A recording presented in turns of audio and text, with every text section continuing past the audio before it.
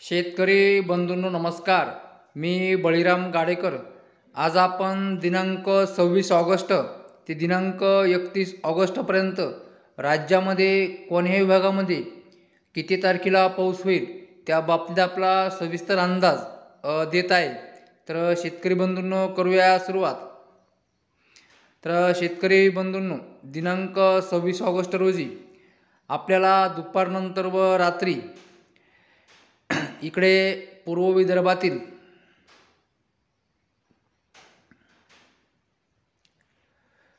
विदर्भातील गडचिरोली, चंद्रपूर व गोंदिया या जिल्ह्यामध्ये मध्यम ते जोरदार पाऊस झालेला दिसेल. त्यानंतर भंडारा, नागपूर, वर्धा या जिल्ह्यामध्ये हलक्या ते मध्यम सरी होईल. इकडे बघूया पश्चिम विदर्भामध्ये अमरावती, अकोला, बुलढाणा, वाशिम, यवतमाळ या जिल्ह्यामध्ये हलक्या ते मध्यम सरी सगळीकडे होईल. त्यानंतर बघूया मराठवाडा. तर मराठवाड्यामध्ये सुद्धा दिनांक 26 ऑगस्ट रोजी दुपारनंतर व रात्री आपल्याला नांदेड, लातूर, परभणी, बीड, हिंगोली, जालना तसेच धाराशिव या जिल्ह्यामध्ये मध्यम स्वरूपाचा पाऊस होईल. इकडे छत्रपती संभाजीनगरमध्ये सुद्धा दुपारनंतर व रात्री मध्यम स्वरूपाचा पाऊस होईल दिनांक 26 ऑगस्ट रोजी. इकडे बघूया जळगाव जिल्ह्यामध्ये सुद्धा 26 ऑगस्ट रोजी दुपारनंतर एक मध्यम पाऊस होईल. इकडे धुळे, नंदुरबार या जिल्ह्यामध्ये हलक्या सरीची शक्यता आहे. इकडे नाशिकच्या पूर्वेला एक मध्यम सरी होईल पूर्वेकडे, आणि पश्चिमेकडे एक मध्यम ते जोरदार पावसाची शक्यता आहे.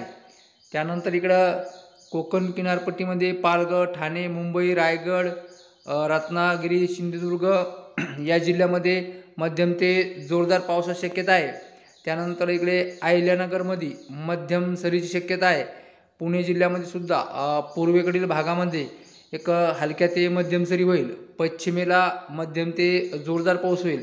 साताऱ्यामध्ये सुद्धा या भागामध्ये हलक्या ते मध्यम सरी होईल. सांगलीमध्ये सुद्धा हलक्या ते मध्यम सरी होईल. कोल्हापूरमध्ये सुद्धा तीच कंडिशन राहील. इकडे सोलापूरमध्ये सुद्धा मध्यम ते जोरदार पावसाची शक्यता आहे. ती पण सगळीकडे नाही. इकडे पूर्वेला मध्यम ते जोरदार पावसाची शक्यता आहे.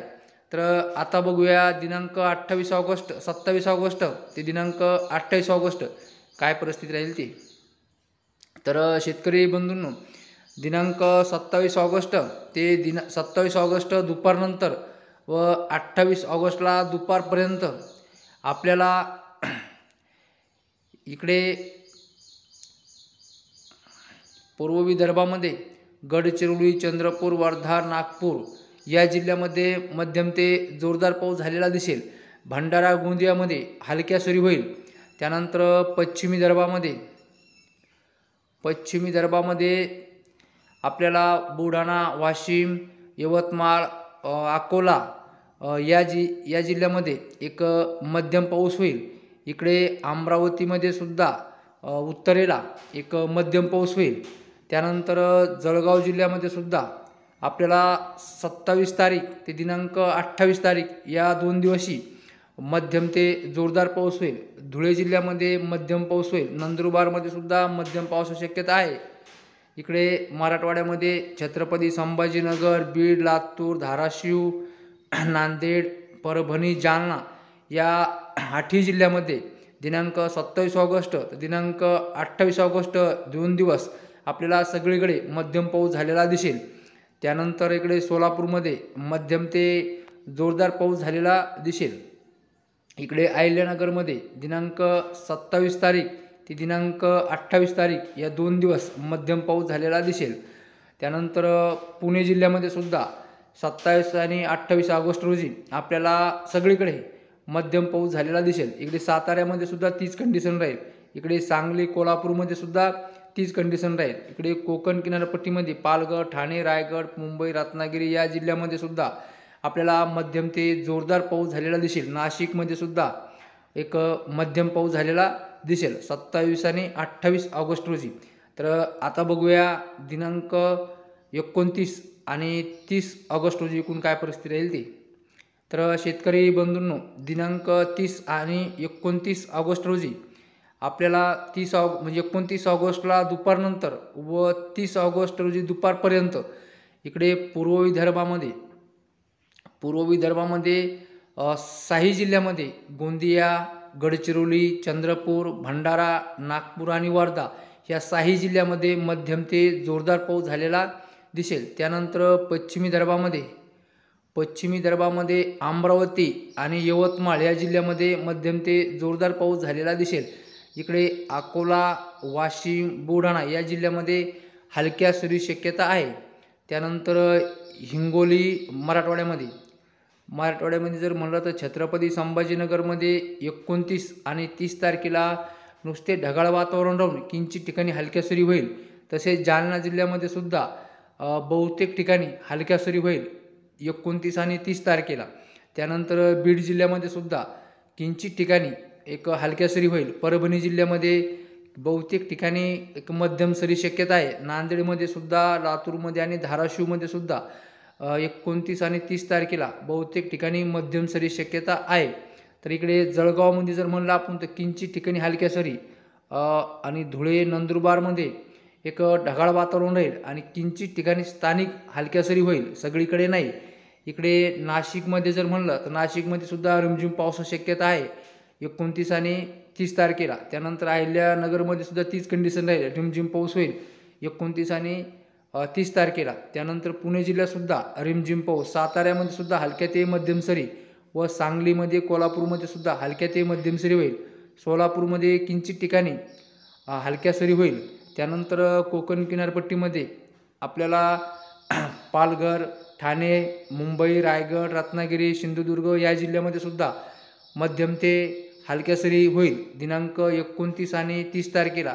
काही ठिकाणी थोड्या शिल्लक पण सरी होऊ शकत्या. तर आता बघूया दिनांक 31 तारखे रोजी एकूण काय परिस्थिती राहील ती. तर शेतकरी बंधूंनो, दिनांक 29 तारखेला इकडं पूर्व विदर्भातील गोंदिया, गडचिरोली, चंद्रपूर या जिल्ह्यामध्ये मध्यम सरी होईल. तसेच भंडारा, नागपूर, वर्धा या जिल्ह्यामध्ये हलक्या सरी होईल. तसेच पश्चिम विदर्भातील यवतमाळ, वाशिम, अकोला, तसेच अमरावती, बुलढाण्याचा उत्तर भाग, यवतमाळमध्ये मध्यम सरी होईल. वाशिममध्ये सुद्धा मध्यम सरी, अकोल्यामध्ये सुद्धा मध्यम सरी होईल. अमरावतीच्या उत्तरेला मध्यम सरी होईल व पश्चिमेला हलक्या सरी होईल. बुलढाण्याच्या उत्तरेला एक मध्यम सरी होईल. तसेच मराठवाड्यामध्ये दिनांक 31 तारखेला ढगाळ वातावरण राहील आणि किंचित ठिकाणी स्थानिक वातावरण निर्माण होऊन हलक्या सरी होईल, सगळीकडे नाही. जळगाव जिल्ह्यामध्ये आपल्याला 31 तारखेला दुपारनंतर मध्यम ते जोरदार सरी झालेला दिसेल. इकडे नंदुरबार, धुळे या जिल्ह्यातसुद्धा दुपारनंतर धुळेच्या उत्तर साईडला आणि नंदुरबारमध्ये संपूर्ण जिल्हा एक 31 तारखेला आपल्याला दुपारनंतर मध्यम ते जोरदार सरी झालेला दिसेल. तिकडे अहिल्यानगर, सोलापूर, सांगली या जिल्ह्यामध्ये आपल्याला एक ढगाळ वातावरण राहून किंचित ठिकाणी हलक्या सरी होईल. इकडे नाशिकमध्ये सुद्धा 31 तारखेला रिमझिम पाऊस होईल. पुणे जिल्ह्यामध्ये सुद्धा मध्यम सरी होईल. इकडे साताऱ्यामध्ये मध्यम ते जोरदार सरी होईल. त्यानंतर इकडे कोकण किनारपट्टीमध्ये पालघर, ठाणे, रायगड, मुंबई, रत्नागिरी, सिंधुदुर्ग या जिल्ह्यामध्ये हलक्या ते मध्यम सरी होईल. रिमझिम पाऊस तिथे चालूच राहील. तर शेतकरी बंधूंनो, हा होता आपला दिनांक 26 ऑगस्ट ते दिनांक 31 ऑगस्टपर्यंतचा हवामान अंदाज. पुढे जर आपल्याला काही वातावरणामध्ये बदल दिसून आला तर तसे आपण पुढील 48 तासाच्या लाईव्ह अपडेटमध्ये सविस्तर अंदाज देऊ. शेतकरी बंधूंनो, जसे आता हवेचे दाब कमी होईल तशी पावसाला सुरुवात होणार आहे. तर आज इतकेच. नमस्कार.